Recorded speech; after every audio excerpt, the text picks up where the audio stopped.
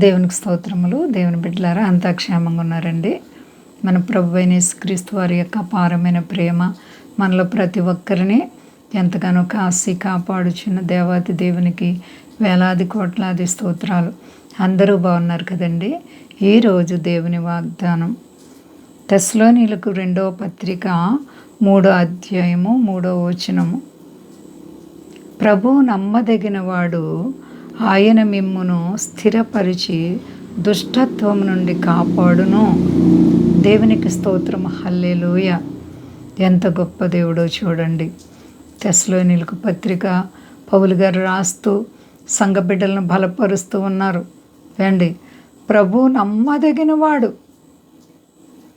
దేవునికి స్తోత్రం. హల్లెలూయా. ప్రభువు నమ్మదగినవాడు.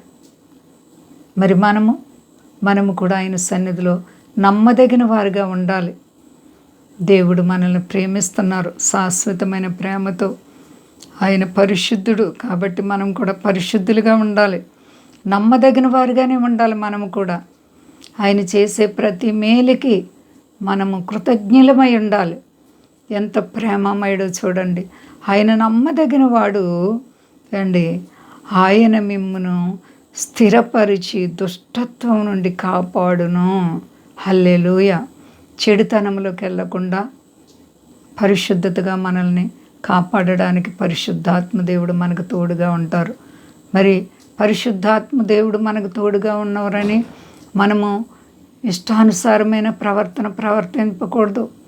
దుష్టత్వంతో కూడిన పనులు చేయకూడదు అండి. హృదయం చెడిపోయినట్లు ఉండకూడదు. మన హృదయం పవిత్రంగా ఉండాలి. దుష్టత్వం నుండి మనం కాపాడుకుంటూ ఉండాలి. దేవుని యొక్క భద్రత మనకిచ్చి మనల్ని ఆయురారోగ్యాలతో ఆయుష్కాలం ఇచ్చి నడిపిస్తున్న దేవునికి భయపడాలి, లోబడాలి. చెడుతనాన్ని విడిచిపెట్టాలి. పవిత్ర హృదయం కలిగి దేవునికి వణుకుతూ భయపడాలి. ఎవరైతే దేవునికి ఆ విధంగా భయభక్తులు కలిగి నడుచుకుంటారో వారి పట్ల దేవుడు అద్భుతాలు ఎన్నో చేస్తారు. కష్టమైన బాధైన ఏ పరిస్థితుల్లో నీవున్నా దేవునిని సంతోషపరచాలి. దేవుని గొప్ప చేయాలి, ఘనపరచాలి. దేవుని బిడ్డగా జీవించాలి. ప్రియ సహోదరి సహోదరా, నీ ఆత్మీయ జీవితం ఎలా ఉంది? దుష్టత్వం నుంచి విడుదల పొందావా?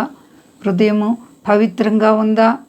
దేవుడు నిన్ను పవిత్ర హృదయంతో చూడాలని కోరుకుంటున్నారు. నీలో చెడుగును దాచుకొని ఎంత ప్రార్థన చేసినా ఆయన ఆలకించే దేవుడు కాదు. ఆయన్ని ప్రార్థన ఆలకించాలంటే నువ్వు పవిత్ర హృదయం కలిగి ఉండాలి. కాబట్టి ప్రియ సహోదరి సహోదరా, అందరము కూడా దేవాతి దేవునికి లోబడదాం, భయభక్తులు కలిగి ఉందాం. చింత యావత్తు దేవుని మీద వేసుకొని పరిశుద్ధమైన హృదయం కలిగి ఉంటే నీకు ఎలాంటి పరిస్థితి కష్టమున్నా దేవాతి దేవుడు నిన్ను విడిపించి ఆదరిస్తారు. నువ్వు శ్రమలో బాధలో ఉన్నావా? ఏ పరిస్థితులు నిన్ను కృంగజేస్తున్నాయి?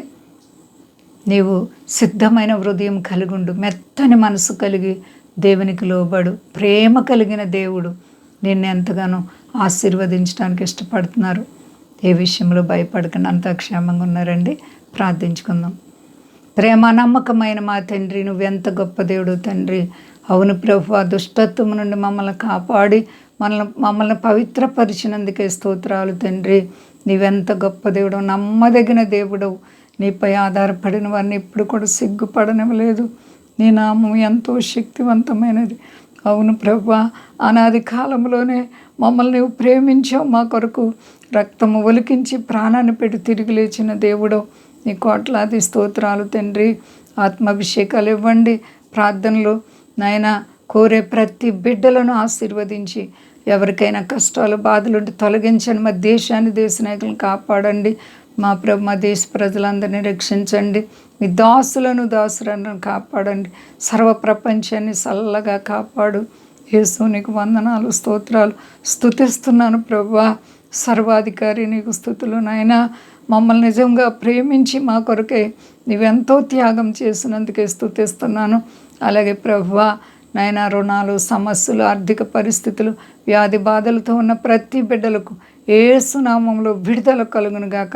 సర్వ ప్రజల్ని చల్లగా కాపాడి మీ నామం గొప్ప చేసుకొని ఘనత పొందండి. శక్తిగా లేసేనామని అడుగుచున్నాను తండ్రి.